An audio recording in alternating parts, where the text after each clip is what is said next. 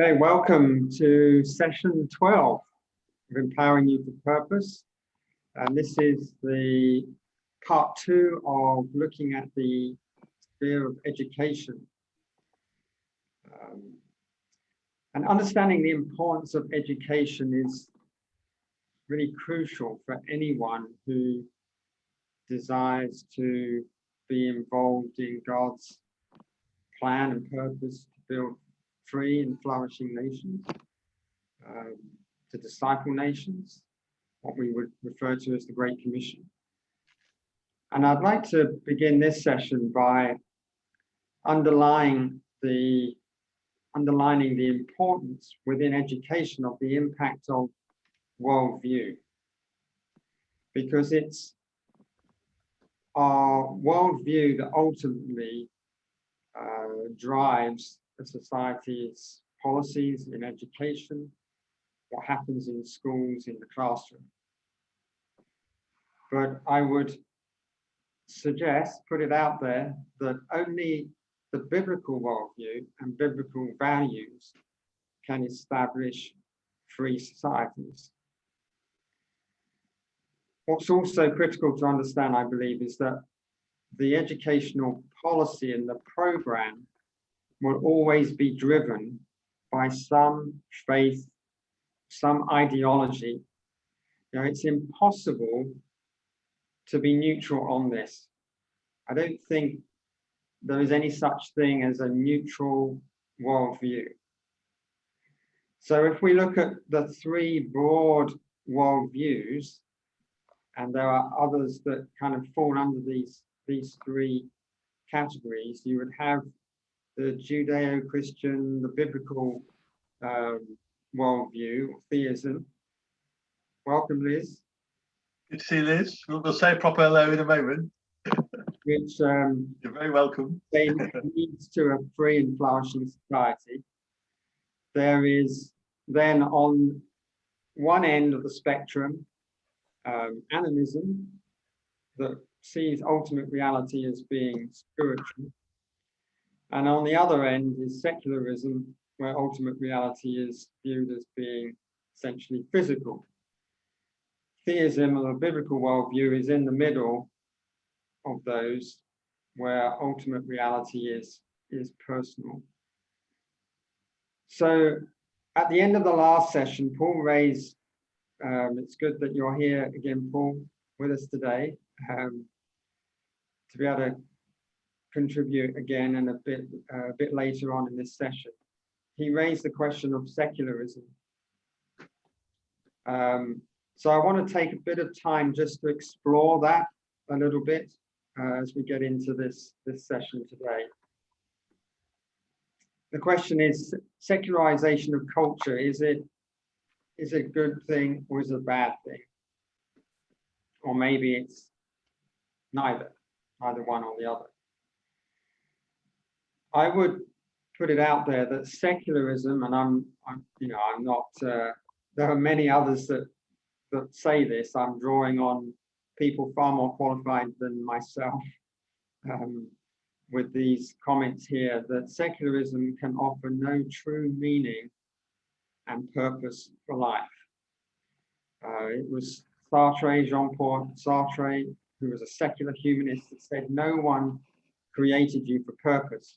You know, therefore you're free to choose any purpose for your purposeless, meaningless life. That's a pretty sad statement, really. And as many of you know, I'm currently living in France, which is very much a secular society. One of the things I found out early on since I came here was that the rates of suicide here are extremely high.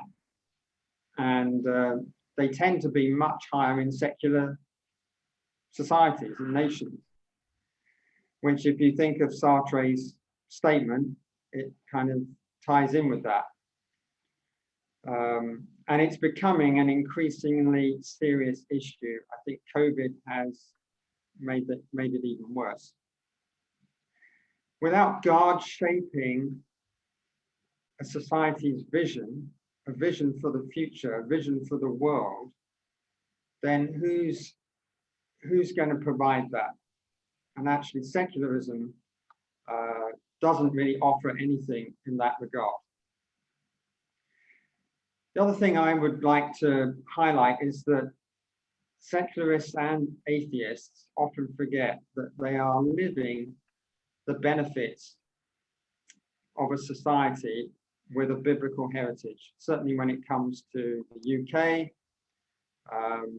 when it comes to many other societies in the West. You know, we can take so many things for granted that do not exist in many other places in the world, that haven't been blessed with the fruits of Christian thought and values and practice. I've spent years in China, very much a secular, humanistic society, in Thailand, Buddhist, in other places. Roger, you've spent time particularly in African nations. But when you go to other cultures, particularly those that are very different from what we've had in the UK and in the West, it's quite an eye-opener, because typically we think as humans that everybody thinks the same way as we do, have the same values, just behave therefore in the same general way. But what we have been blessed with in the UK and much of Europe and in North America, and it's been taken to other parts of the world, of course, is a morality and a set of values that is just birthed and is rooted in the Bible. And even people who would say that they don't want anything to do with God, they reject all of that, they cannot help being affected by that fact, because it is embedded in our culture. And as much as it is being rejected right now, it still influences so much of people's thinking and their values. For example, you know, some would say that human rights, you know, secularists would promote human rights, that they are essential to human existence. But where does the concept of human rights come from? It comes from the book of Genesis, teaching that we find in the book of beginnings, as does viewing slavery, disease, poverty.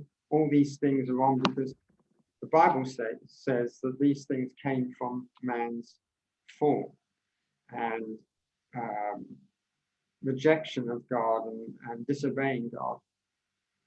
And so these things came into the world. Now, no Roman pagan or Greek classicist viewed slavery as wrong. It was perfectly acceptable. So whether we look at the abolitionist movement, whether we look at almost every reform movement since, and as the author and historian Tom Holland, who incidentally is a secular atheist, although he is at the same time he's very Christian and embraces so much of Christian thought and values, he perhaps could be termed a Christian atheist, if you can have such a thing, but that term has been coined because it's so hard to separate the two in one sense, in the sense that I'm referring to.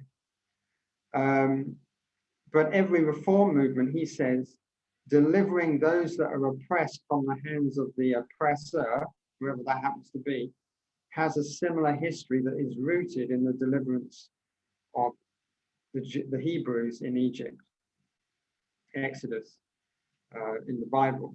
Civil rights movement, again, would be another example. Martin Luther King's vision of a colorblind society. Where does that come from? That was very much Martin Luther King quoted extensively from scripture as he gave that vision, that dream that he had. So Tom Holland again states that even the most moral atheist is unconsciously dependent to a certain extent upon a Christian view of morality to guide their lives and, when needed, be condemn or correct their behavior.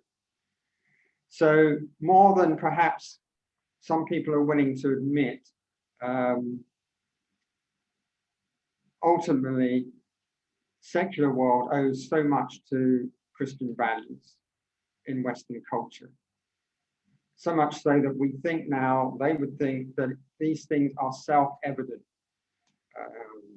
But the ancient Egyptians, the Assyrians, other ancient cultures, they did not think it was self-evident. It never was self-evident to them. It has only become self-evident in those cultures that have a clear biblical heritage. There are other things I could mention here with when it comes to secularism, champion human rights, but then the equal dignity of all persons, but then not for the unborn child, wanting to be free from the cultural restraints regarding gender, but that's at the expense of denying the fundamental distinction between male and female, which is happening very much in the day that we're living in, to try and eradicate the binary two sexes, get rid of those altogether.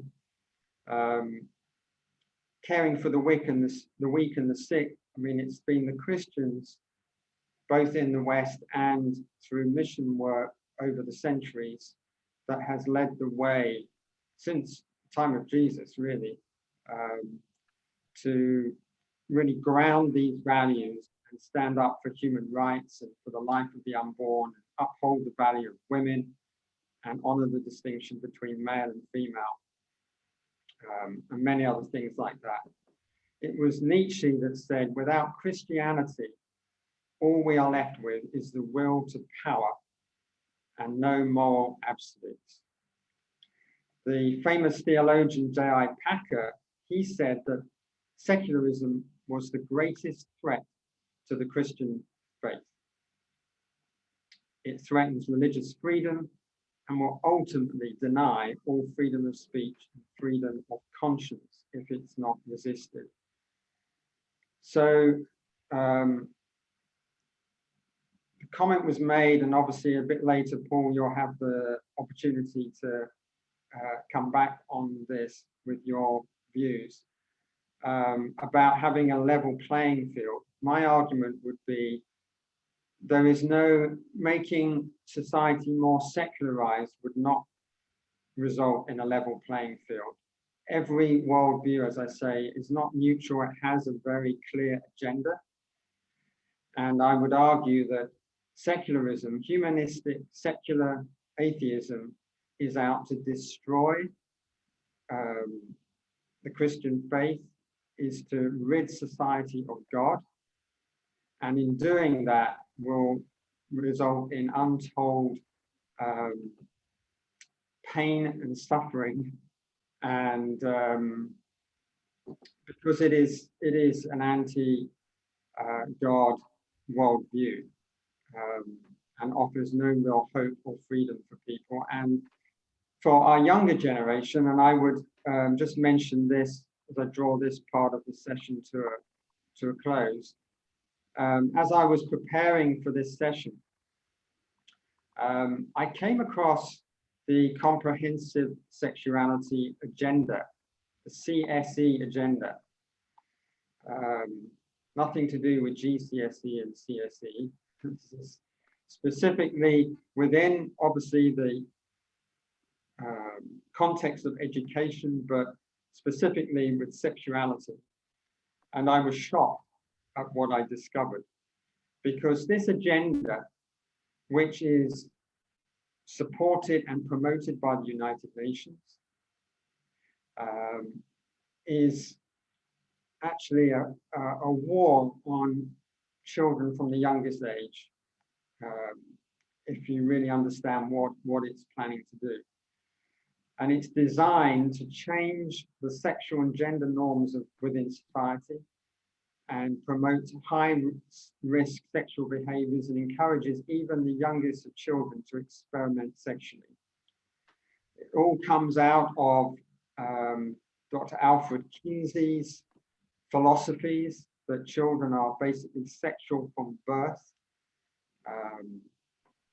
and International Planned Parenthood Federation are actively promoting worldwide promiscuity and homosexuality. There are textbooks, films that are stating to children basically that anything that they want to do sexually is okay, provided that those involved agree. And when you look into it, the IPPF are really exploiting children to become future customers of that organization. There's a huge amount of money involved. The World Health Organization and UNICEF are supporting this educational agenda. And it also, shockingly, includes deriving sexual pleasure with inanimate objects, animals, minors, and non-consenting persons. So already we're seeing the move over recent years to embracing homosexuality and other transgender and so on and so forth. The next thing will be the elimination of male and female as the binary sexes. And what's to say that pedophilia and other things such as, you know, anything like that will be the natural consequence of where this is going, because people say, well, I'm born this way, or there will be some argument that allows that to continue down that route. These organizations pressurize other countries, especially smaller ones, such as in Africa, to adopt these educational ideologies. They use their power, their wealth to try and impose this educational curriculum and change the values and the culture that these other countries have in place to protect their families. So it's all about sexual rights, celebrating sexual freedom, but seriously very, very dangerous for the younger generation and a huge issue in the educational sphere that we should be concerned about. So to conclude this section, I would contend that having a more secularized culture and society is not something as Christians we should support. Indeed, we should resist. Jesus told us as we go to disciple the nations, immersing them and teaching them to obey his way of doing things. Note, he says immerse or baptize. It's not indoctrinate, because God is not about indoctrination. He hasn't indoctrinated any of us. He's not in that business. He's always in the business of setting before us as individuals, setting before us as communities and societies and nations, the choice between life and death. And he urges us to choose life so that we can flourish and be healthy as individuals and families and societies and so forth. It's never about indoctrination, but we are exhorted to contend for the faith, and we are exhorted and commanded to immerse societies and nations, which is what discipling nations is about, with his way of doing things, which is the way of the kingdom, because ultimately that is for the health and well-being of society. But the choice is always there. We cannot force the obedience. It has to be of the heart and response, whether at the individual level or at a corporate level. Roger, back to you. Okay, thanks, Stuart, very much. And Liz, brilliant to have you with us. Liz is, well, we can introduce a bit later, because we Stuart and I share a little bit first, and then there's sort of discussion at the end. But Liz is sort of head of the Diocese of Bristol Education Department. So good to have you with us.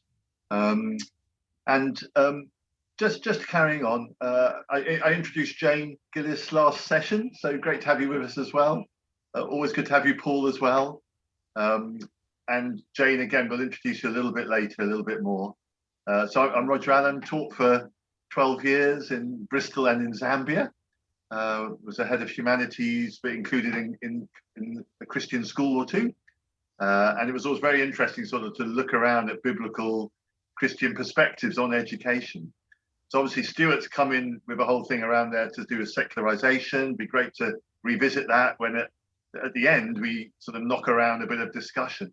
But I'm just going to build on a little bit more of a sort of biblical framework that we started last session as well, around sort of creation, fall, and redemption. And last time particularly looked at the ideas of wisdom and knowledge and understanding. And I'll continue that a little bit today. It won't be very long. But it's interesting with the Western worldview. Again, Stuart was saying about all sorts of competing worldviews. But I think in the West, you know, that ancient Greek worldview is the one that has been emphasized. And that comes through, particularly including in the education sphere and in education curriculum, where sort of the rational, the reason sort of is elevated above the rest of life. So academic is sort of raised up as being more important. Obviously, the mind is important. We're given minds, but not for that to be raised up above every other aspect. And I'll say a little bit more about that. And we've touched on that in previous sessions that we've had. And you could say that when a particular part of creation is being raised up, that's what is being called as idolatrous. So it's quite interesting in our education system, you know, the academic qualifications often seem to have a key importance above all else, above your whole lifestyle. And I guess that touches in on some of what Stuart's been saying. So it's interesting just for a moment to compare that with a sort of a biblical Hebraic approach to education, which you could say was a bit more like an apprenticeship or discipleship, where you'd have students sort of following in, if you like, in the rabbi's dust, you know, living life together.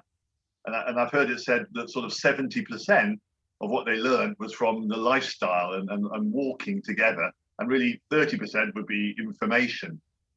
So it's sort of more caught than taught. So, for example, Luke wrote that he wrote all about he wrote about all that Jesus did and taught in Acts 1 verse 1.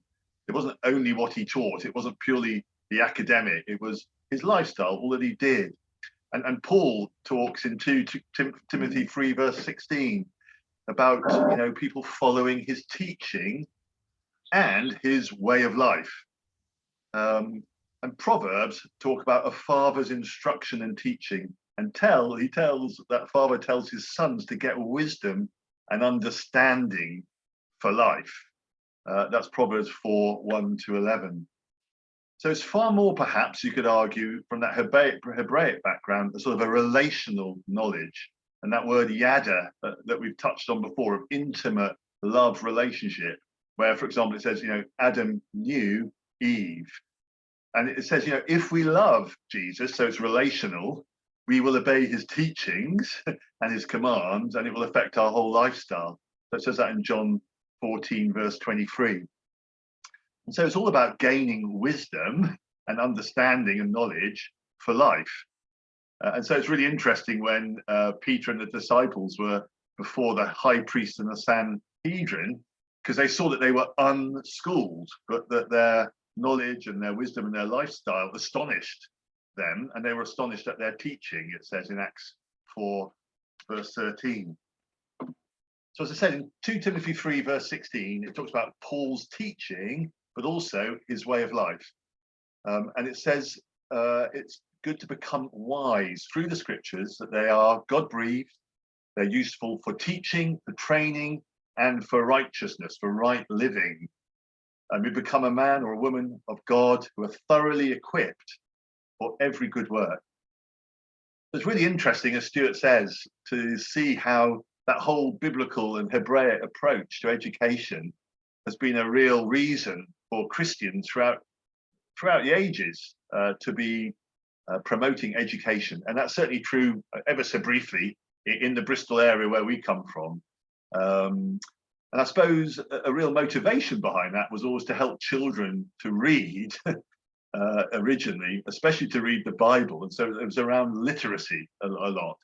And of course, in the Middle Ages, the monasteries preserved books and they preserved literacy. And then in this region, it's very interesting, in the 1500s, you had somebody like William Tyndale, living just north of Bristol in South Gloucestershire, translating the Bible into English. And he said, so that a boy who drives a plough will know the scriptures. So there's that whole motivation, that biblical motivation behind Christians being involved in education. And then great to see, in the 1700s, people like Wesley setting up Kingswood School near Bristol here, and various Methodist schools that still exist. I think there's about 9 in the region. And then in the 1800s, Richard Raikes setting up Sunday schools, and they called them ragged schools, in Gloucester. So that's not far from here. Abolitionist, Hannah More set up ragged schools in Somerset, but she also was one of the first to set up a school for girls in Bristol. And of course, these days you have the Church of England, I think, over 60 primary schools in the diocese and maybe 3 secondary. And Catholic would also have a lot of schools. And of course, Oasis Academy coming sort of from, Steve Chalk was on a call last week with the council. There's 400 of us, of which education was one of the issues. And Steve Chalk, as Christian, has a background to the Oasis Academies. You could argue, how Christian are those, but the foundational motivation there is clearly Christian. So it's just really interesting just to see that in our own region, and to see those sort of worldviews, that biblical, and then the Christians founding the education that Stuart was talking about, and then that battle of worldviews and secularization that Stuart was particularly concentrating on today. So Stuart, that's enough from me. I mean, back to you fairly briefly, because we've been quite long today. And then I'd love to just be able to say a little bit about the education sphere, and then great to come back and interview Jane a little bit before we can open up for everybody. So perhaps we could just touch on a few things in this second part now. Yes, the other thing I was going to mention was the question of authority for education. Where does that lie? Who ultimately has the authority to educate, to teach children, and the impact of COVID. So, I mean, starting with COVID, it's really shaken up a lot of things, hasn't it? And certainly in the educational sphere, it's caused schools to close and classrooms, and initiated for the first time for many, many parents having to homeschool. They've had no choice. And universities are increasingly, not just because of COVID, but I think, again, COVID has accelerated this, as so much has moved into online, the online platforms are now opening up even more to online education. What it's highlighting is, again, that education doesn't just take place in a classroom. Roger's just mentioned, that's one aspect, but it's much broader than just what is taught in a classroom setting. It's a lifelong process. It doesn't just stop when we get to 16 or 18 or 21, however long further education that we might do. And in Deuteronomy 6, of course, God says through Moses, when you're teaching your children, you talk about it when you're going along the road, when you're in your house, when you're eating at the meal table. It's a life process, a daily process. It was Mark Twain, I think, who is considered the person who said, don't let your children's schooling get in the way of their education. Clearly, if it's all dependent on schools, then we can get into trouble. Then if something like a pandemic happens and we can't do the the traditional, use the traditional means. So people have had to flex a lot more, be more open-minded with COVID, and even in schools themselves, of course, they've had to adapt to these new challenges and engage with parents and children in new ways. Again, being in France, secular France, and as my wife and myself, we did homeschool, among other things, with our 3 children. But here in more recent months, homeschooling has suddenly been made illegal, or is about to. I think they may be giving a couple of years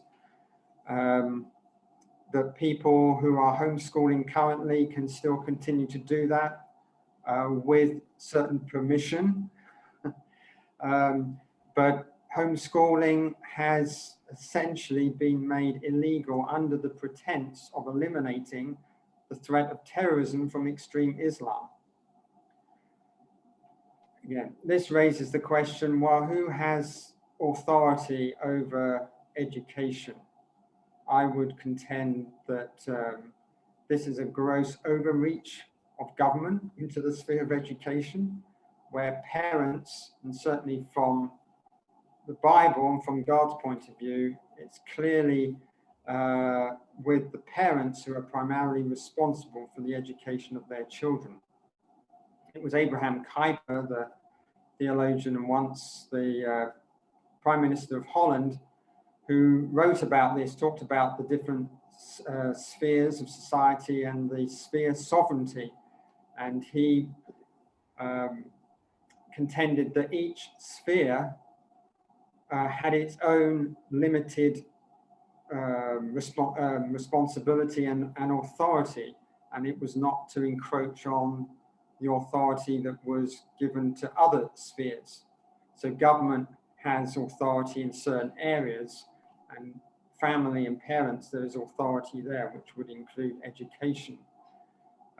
Parents obviously can delegate some of that authority to schools and to universities or whoever, but ultimately it rests with them.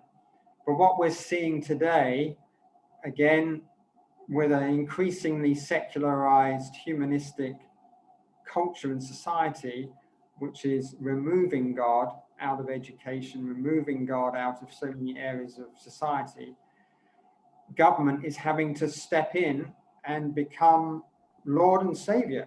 I mean, if God doesn't exist, who's going to solve these things? And people therefore then look to government to solve all the problems, and it's with government that all authority now rests. So question is, do we want ultimate authority in the hands of sinful fallen man, or with the divine holy God? I know who I would choose myself, but it's in the home that values are modeled. They're absorbed as children go about daily life. And where children are involved in schools, parents can be involved in the school system, which in the UK, there are parent-teacher associations that provides that opportunity, which again, in other countries, other cultures, that isn't always available.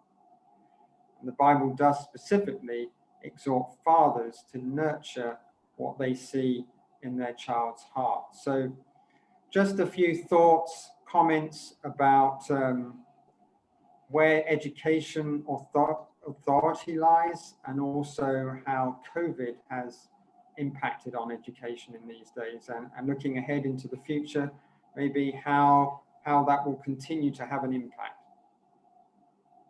Thanks, Stuart. That's great. I'll just try and screen share, because I just want to talk about the, are you seeing that okay?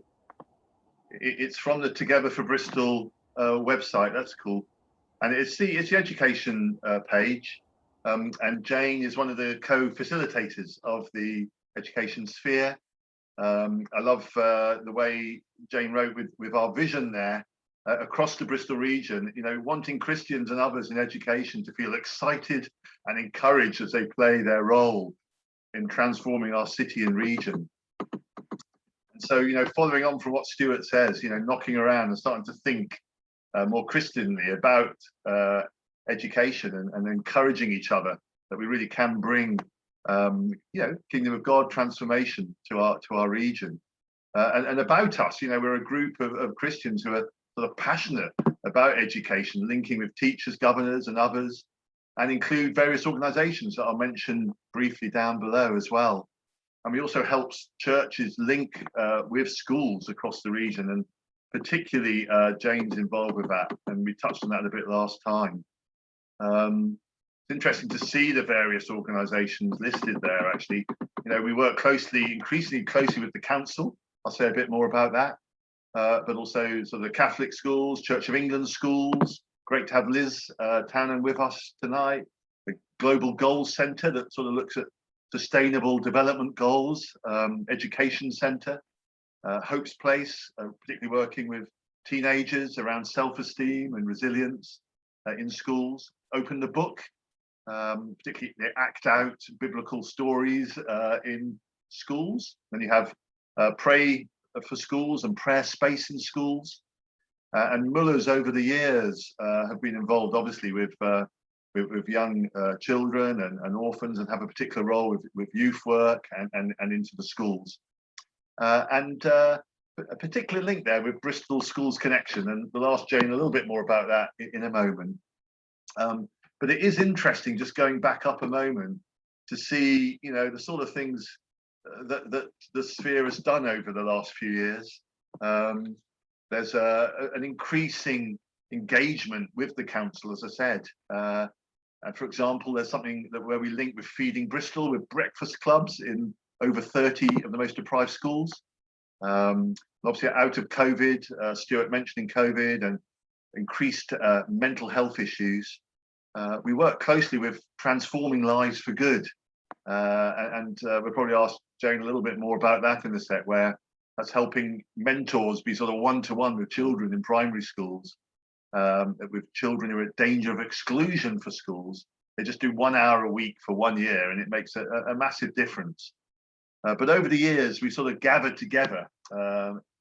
We about 5,000 of us got together in 2012 at Ashton Gate, and part of that was praying for those from the Christian community in the education sphere, you know, affirming them, sending them out.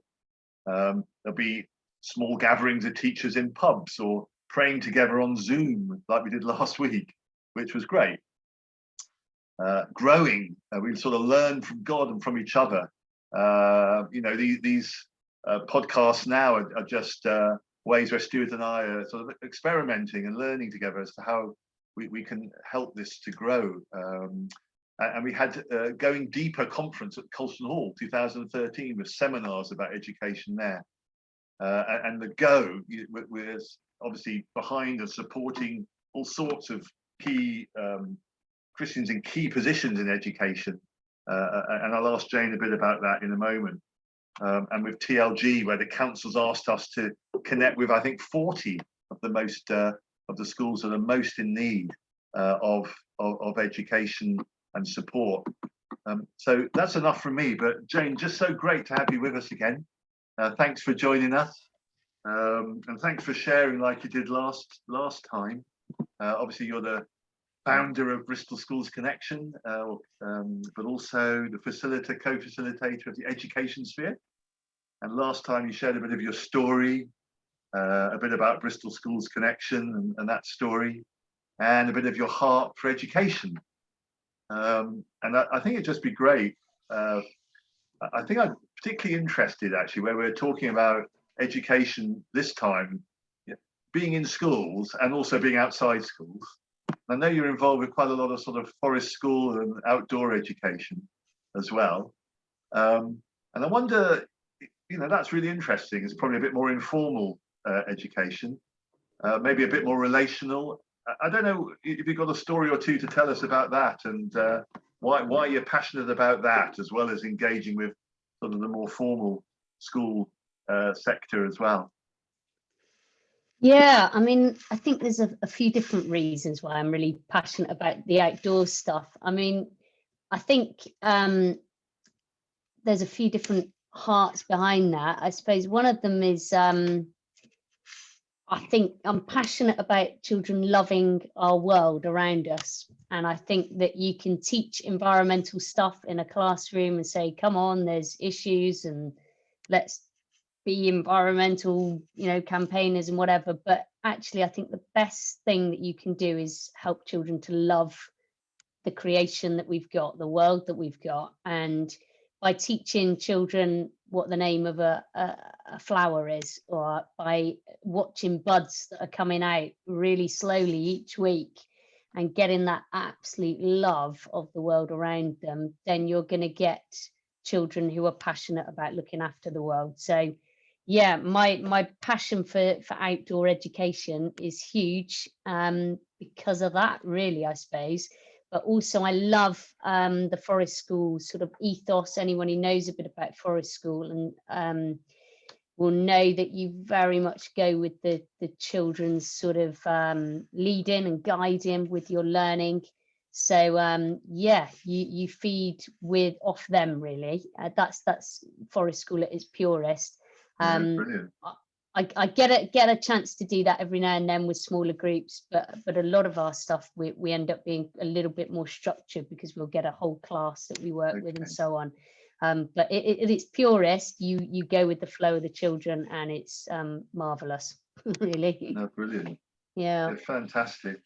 And I know out in Zambia, the sort of outdoor ed, there was a whole department with the school and just helping building all sorts of values and leadership, character out in the outdoors. I absolutely love it. And building relationship, coming back to that relational thing. Now, how important is that? We've heard stories, you've shared stories where you engage with particular individual, youngsters. And part of that is that relational thing, perhaps, do you think? Or yeah, I think the outdoors gives you an incredible environment to see children as who they are. So I'm thinking of one child that, I mean, there's so many children I could tell you about that in the classroom, in a confined environment that's, got a ceiling and they've got to be quiet and they've got to conform to a certain way of learning and certain education. You get them outside and they struggle in that. And so when they on paper, or if you're chatting to a teacher, they'll say, oh, they struggle with this, they struggle with that. You get them outside and they flourish in all sorts of ways. So I'm thinking of one boy that I'll have on Thursday who is incredible in an outdoor environment. It suits him. And then in terms of relationally, you can speak positive words of life over that boy because outside he flourishes. But inside he struggles. So, and there are countless stories of that, and teachers being amazed when they pick up children from us about, or they've come and observed stuff and been with us. I'm absolutely amazed at how children are doing in the outdoor environment. Yeah. That's interesting stories as well, isn't it? In terms of, we were talking about that Greek worldview and the academic, and that sometimes there's a sort of classroom environment. And that Hebraic. I don't mean to be too simplistically black and white in it all, but it's really interesting with even the whole thing of wisdom. Obviously, Solomon with wisdom, and then writing all. I think in 1 Kings 4, verse 29 to 33, it talks about he knew all about the plants and he knew all about the environment, and the wisdom is all partly to do. Wisdom was that craftsman, we said, with the craftswoman, because it's female, at God's side, at the creation of the world. And there's something of the environment that's sort of all part of that. So, I love that. I love what you're saying. And thanks for sharing on that. Is there anything more that you want to just share on that before I just ask you something a little bit about prayer and some of the prayer that you do?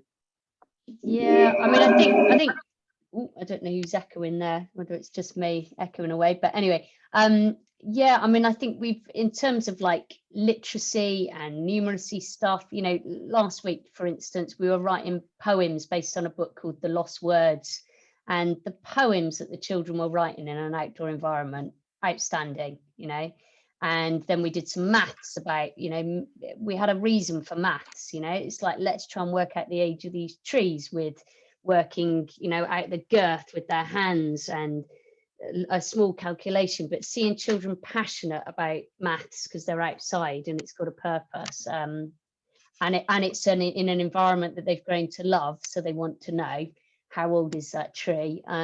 Yeah, that I'm passionate about outdoor learning, and it saddens me that so much of our teaching is like battery hens inside, really. So yeah, Okay. I'm massively passionate. Let's get them out. Come on. So, Yeah, yeah. great. And no, thanks for that, Jane. That's brilliant. And another interesting perspective on who you are. And we've talked about the education sphere. And if I could just say, it's been a real privilege over several years now to be with you in a small group of us where we're sort of praying for Christians. There's maybe, I don't know, 15 or 20 so far in key places across the region, key positions, you know, head teachers or all sorts of folks. We're just praying for them. And I'm reflecting back that we had a Zoom with them a week or so ago, and two of them said to me in my little breakout group that they've never been prayed for in their church. Yeah. For their work in education across Bristol. I mean, if they're a Sunday school teacher in the church, they get prayed for. But for those who are out, and this is, you know, this is going right back to earlier sessions and that sacred secular divide and so on that we've been knocking around. But I'd love you just to say a little bit about, I mean, you're a great encourager, a great prayer person. You couldn't just tell us sort of how that process works a little bit of the praying and emails you write and so on, or whatever you want to say on it. Your heart in all of that would be great. Yeah, and it's sort of myself and a few of us that have just got a real heart to cheer people on, really, in the roles that God has clearly put them in, and the incredible kingdom stuff that He's called them to do, and even just the people He's called them to be in the places He's put them in. Yeah. And so what we tend to do is just very simply, you know, 3 times a year we'll email these wonderful people, and it's a growing number of people that we keep, you know, coming in contact with, and we just go, okay, well, what would you love us to pray for? And then we sort of just ring fence time, don't we, Roger? Really ring fence time, see what God's going to say. We pray for what they ask for. Then we just have some silence and just see what God puts on our heart, really, to encourage, to spur them on.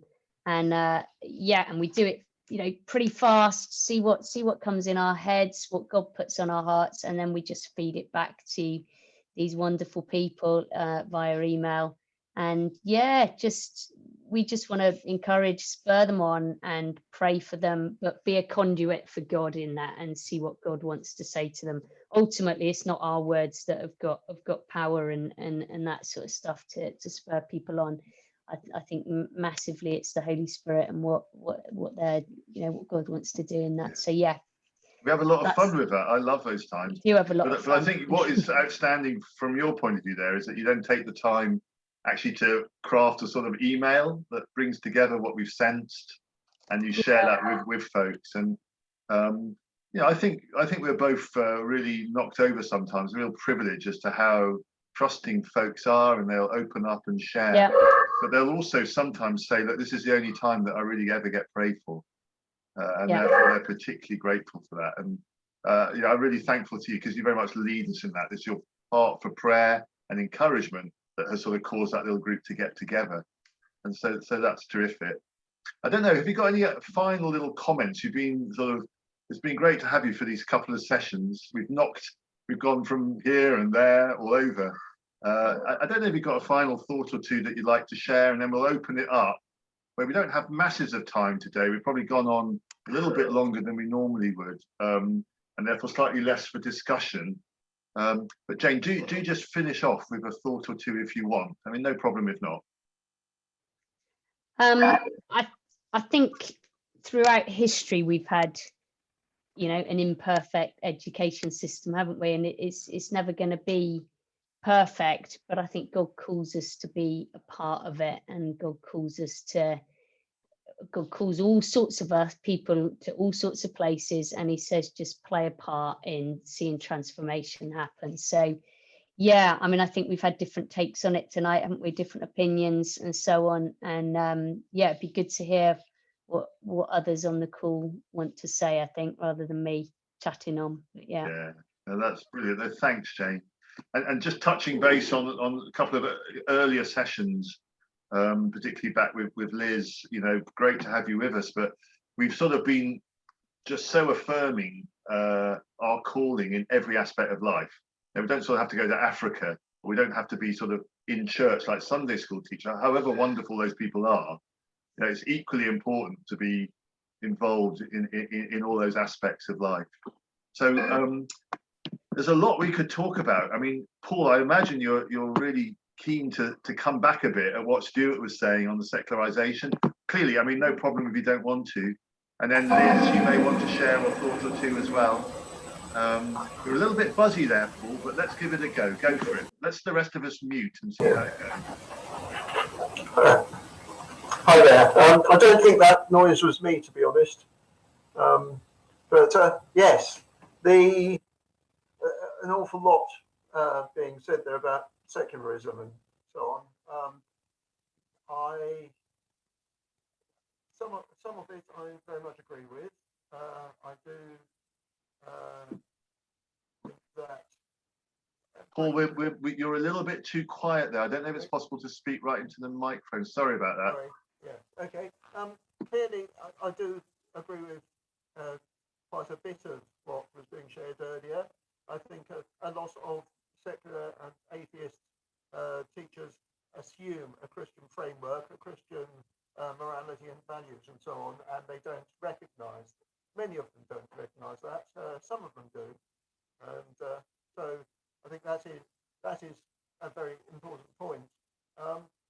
I'm not clear how what I heard forms the basis of a positive and creative discussion or interaction with people who hold a different worldview.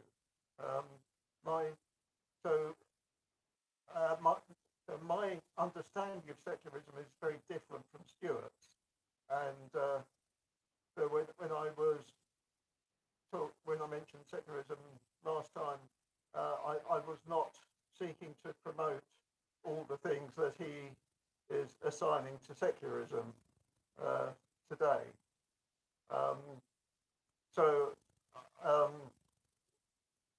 A lot of what I have spent my time doing over the years has been engaging with people outside the Christian community in conversations about what they believe and what they value and how they connect their beliefs and their values with how they live and where they derive them from and so on. And so there's I could talk at great length on those subjects. I don't see how, if I take the starting point that I heard, maybe not what was intended, but certainly what I heard, I don't see how I could have productive conversations like I have done over the years. It seemed to be a very much a conflict-oriented picture of the situation where all I can do is battle and fight against the people who disagree with me, whereas I find it much more productive to find out where we agree and seek to understand where they're coming from, and on the whole what they want to achieve is pretty much the same as what I want to achieve. And so I think I don't understand how we go forward on the basis of what I heard, but maybe I'm not understanding well enough what I heard. And clearly unpacking that would take a lot longer than we have time for this evening. I think I wonder whether it's something that we can return to from time to time, and it's great when you're with us, Paul, that it's something that we could bear in mind perhaps. Stuart, you may want to say something, but I'm also just aware of Liz. Please don't feel any pressure to say anything unless you want to, but from what you sort of heard this evening, I don't know if there's anything that you particularly would like to chip in as well. As I say, no problem if not, but go for it if you do.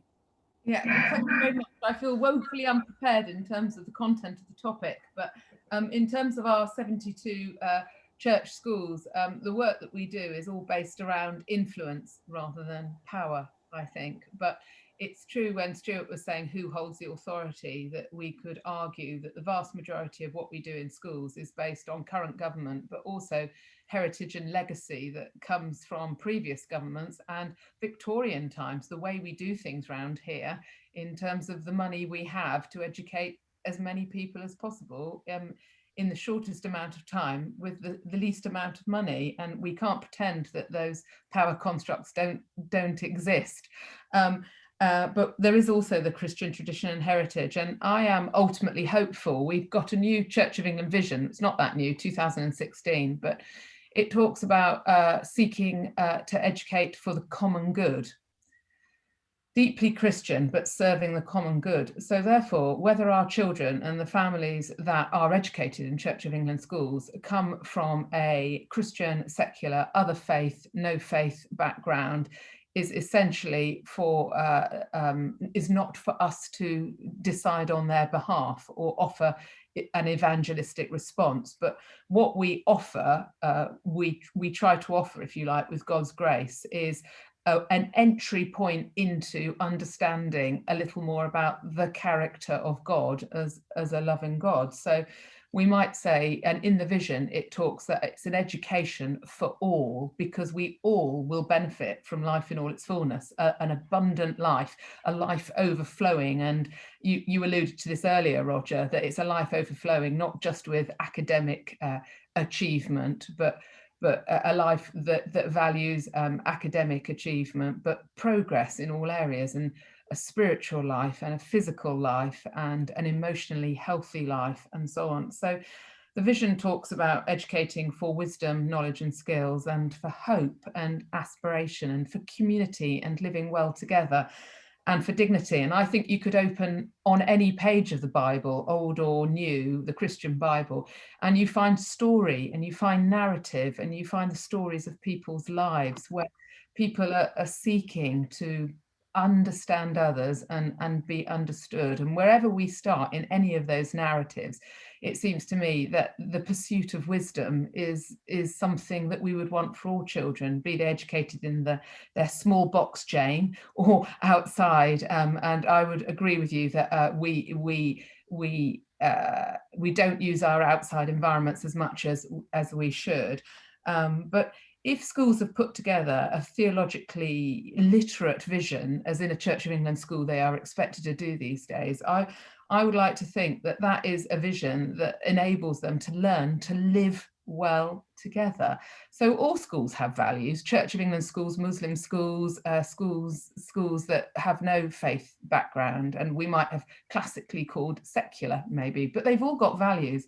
But we can be unembarrassed and unambiguous and explicit that these values have come from some Christian narrative and other narratives, without doubt. And I think that that's where our authority is, if you like, that schools have more agency than they think they have, that yes, we are incredibly bound by government rules, and more so in COVID than ever before. But nevertheless, depending how militant we might wish to be, the opportunities are massive. We are not prescribed in how we go about delivering wisdom, or an education for wisdom, and an education for hope, and an education for community and the dignity that we think each individual deserves, albeit, you know, whether it's come from the rights of the child or a UN treaty, which may or may not be based in Christian literature.